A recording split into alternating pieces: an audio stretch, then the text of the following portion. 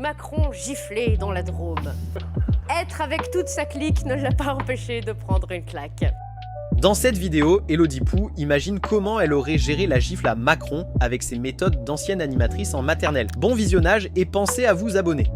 Voilà, c'est fini. Ouais. C'est la dernière ce soir. Dès que les caméras s'éteindront, nous nous changerons, nous nous démaquillerons, nous dirons au revoir aux producteurs, aux réalisateurs, aux maquilleurs, aux cadreurs qui, par préoccupation financière, sont la même personne. Puis nous monterons dans le bus de la revue de presse. Oui, il y a un bus de la revue de presse tous ensemble pour partir en vacances tous ensemble. Stéphane Rose sera au volant. Il n'a pas le permis, mais à Paris, on ne voit pas la différence. La route lui permet de réfléchir à de nouveaux slogans publicitaires pour l'année prochaine. Stéphane Rose n'est pas fidèle, il aime la bagatelle. Merci à toi Stéphane Rose, des MST, tu sers la cause. Ah, c'est du pastiche aussi. C'est pas mal. Ah oui, c'est ça, c'est un pastiche. Philippe sera le copilote. En effet, ces monologues interminables permettront à Stéphane Rose de rester éveillé, tant il faut s'accrocher pour suivre. Pour la discussion, c'est au choix politique française, cuisine du terroir, recueil d'expressions désuètes ou classement des meilleures couleurs de polo à col relevé. Encore que, comme disait Coluche, pour tout placer dans la même phrase, faut se lever de bonne heure. Pour rester bien éveillé, pensez Philippe Chevalier, c'est le roi de la jactance. Si tu t'endors, c'est pas de chance. T'as bien piqué, là. C'est contagieux. T'as bien piqué, là. Jérôme sera en soute, Oui. refusant d'être vu à bord d'un bus, car un Deverdière ne voyage pas comme un gueux. C'est vrai. Maillot et maillot descendront porte-maillot. Celle-là, je l'ai pas fait. J'ai pas faite de toute l'année. Elle est ici. Ça aurait été dommage de passer à côté. Mais alors, où partons-nous en vacances tous ensemble? Eh bien, dans une villa en Corse, chez Michel Guidoni. Dans son gîte, le saucisson douillet. À nous les plages, le fromage, le vin et la fameuse tradition du dynamitage de paillotes sur plage.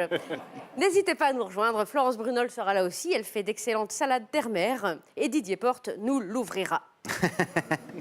Enfin bref, l'actu maintenant, parce qu'on n'est pas encore en vacances, c'est quelle actu? Macron giflé dans la Drôme. Enfin, dans la tête, mais dans la Drôme. Être avec toute sa clique ne l'a pas empêché de prendre une claque. Le gifleur, Damien Tarel, a pris 18 mois de prison, dont 4 fermes.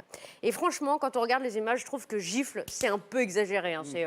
C'est une tape. Voilà, c'est une tapette, un soufflet, une pichenaude, un taquet. Moi, je pense que le président a plus été secoué par son exfiltration que par la claque elle-même. Ouais, c'est pas impossible, ça. C'est vrai.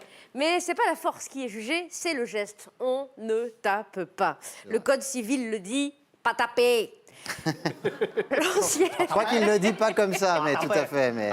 C'est un résumé Bien sûr. de l'article 12, verset 5. En picard. L'ancienne animatrice en école maternelle que je suis, au regard de ces images, a eu très envie de prendre Damien Tarel, de prendre Maclon et de leur dire « Mais dis donc Qu'est-ce que j'ai vu, là ?» Il fait bien. Il y a des Qu'est-ce restes. qu'on tape? Qu'est-ce qu'on a dit ce matin quand on a lu Petit ours, il est fâché?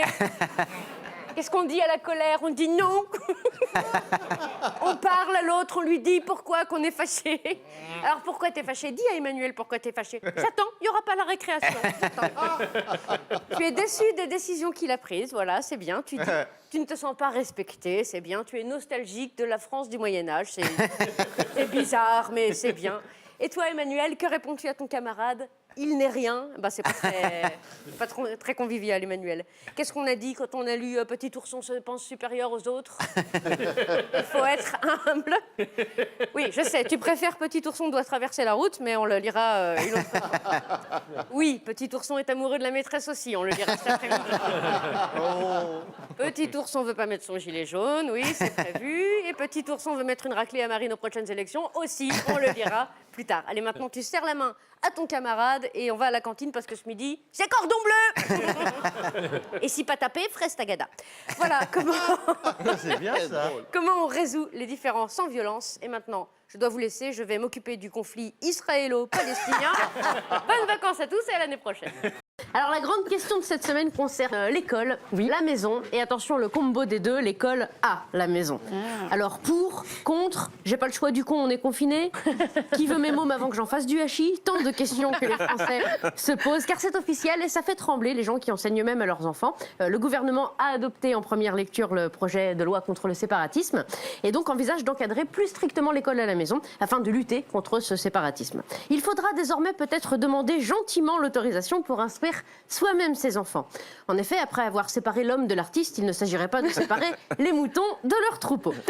Alors, petit rappel, en France, c'est l'instruction qui est obligatoire, pas l'école. Même si un petit tour de 10 minutes sur n'importe quel réseau social permet de douter sur le fait que la population française ait été instruite. Quand on lit des trucs tels que, je cite, « Excusez-moi de passer du Coca Light »,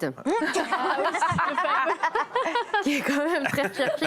Je cherche la recette de la bifle de homard. Plat préféré de Thaïs. Bonjour, je vends une table allongée. Allongée. Quand tu dis à des parents qui sont des missionnaires et qui te répondent que c'est pas leur position préférée, c'est qu'il y a un truc qui va pas. Alors de quoi a peur le gouvernement? Il a peur que certains parents élèvent leurs enfants hors les lois de la République et dans les abus de la religion. Jusque-là, tout va bien. Le problème, c'est que pour 99% des 62 000 familles qui éduquent eux-mêmes leurs enfants à la maison, ce n'est pas une question de religion, il s'agit juste d'une déception vis-à-vis de l'école qui ne correspond plus aux enfants d'aujourd'hui, qui, contrairement aux enfants d'il y a 50 ans, ne peuvent plus être considérés comme des meubles de jardin. Moi, si je peux, ma fille ne mettra jamais les pieds dans une école classique. Puisse le dieu des bobos CSP+, mettre sur notre route une école démocratique à pédagogie alternative avec des graines véganes à la pause déj. Alors, faut-il ou non scolariser ses enfants à domicile? J'ai voulu savoir ce qu'en pensent les Français, c'est pourquoi j'ai envoyé mon fidèle assistant Charles Magne dans les rues de Paris pour leur poser la question. Voici leur avis. Je pense qu'être prof, c'est pas donné à tout le monde. Qu'en penses-tu? Il suffit d'avoir des papiers d'identité et un visage. Même moi, je peux le faire. Tremblez, les enfants. Donc, faut la patience. Ou du Xanax. Oui, tout à fait, parce que je l'ai déjà fait au premier confinement. Oh, la pauvre. Ça s'est super bien passé. Mais bien sûr, et la marmotte, elle met le chocolat dans le papier d'alu. Après, on avait la chance d'avoir une maîtresse qui nous a vraiment fait des polycopiés étape par étape. Étape 1, attacher l'enfant sur une chaise. Étape 2, le bâillon. Je pense que c'est quand même un sujet compliqué dans le sens où ça peut creuser des inégalités. Mais je vois pas pourquoi qu'a dit ça. Moi, quand je fais la dictée à Brandon, ça se passe très bien et il fait pas de faute. Bon, comme je sais pas lire, il corrige lui-même, mais quand même. Oui, je pourrais faire l'école à la maison pour mes enfants, mais faudrait que ça soit pour une durée limitée. Genre 20 minutes, c'est bien 20 minutes. Les points positifs, il y en a pas. Bah, ça, c'est fait. Le point positif, c'est qu'on sait ce qui les intéresse. Ah, voilà, ça, c'est bien. Aller vers l'intérêt de l'enfant. On peut donc insister sur les choses qui les intéressent moins. Bah, Le point... le point quoi? Le Connais pas. point négatif, c'est que les enfants ont besoin d'aller à l'école parce qu'ils ont besoin d'être socialisés. Bah, s'il y avait que l'école pour se socialiser, on serait tous devenus des psychopathes. Bah, je pense qu'un enfant qui n'a pas été à l'école, c'est un enfant aussi qui socialement sera pas, aura été moins dans en collectif. On va peut-être la refaire celle-là, non? Eh ben, on n'est pas rendu. Un reportage poignant et des réponses enregistrées chez ma grand-mère. Alors j'entends tout de suite les critiques, ne diabolisons pas l'école. Et non, il y a bien sûr des personnes formidables dans les écoles, des gens qui se donnent corps et âme pour les enfants. Mais il y a aussi des gros déglingos à qui je ne confierais pas le berger allemand de Florence Mendes. Moi, si on me demande mon avis, je le donne. D'ailleurs, si on me le demande pas, je le dis quand même. Je suis contre toute forme d'instruction obligatoire. Je suis persuadée que la nature même de l'être humain, et à plus forte raison de l'enfant, est d'apprendre. D'apprendre vers quoi son intérêt se tourne, quand et si son intérêt s'y tourne. Et pas de s'asseoir pendant des plombes en face d'un mec qui a décidé que tous les lundis de 9 à 10, tu serais hyper intéressé par les mathématiques.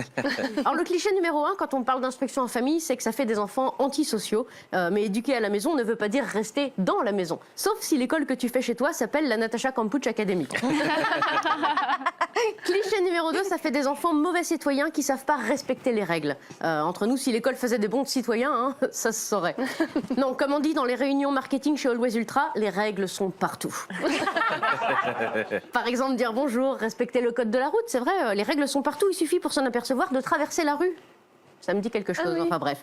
L'école à la maison, l'école à l'école, pas d'école du tout. Comme tout le reste de la parentalité, l'important c'est de faire comme tu le sens et de voir si ça rend ton gosse heureux. En tout cas, avec l'école à la maison, tu sauras répondre à la plus grande question que tous les parents d'enfants scolarisés se posent. Mais qu'est-ce qu'il a bouffé à la cantine? Pensez à vous abonner.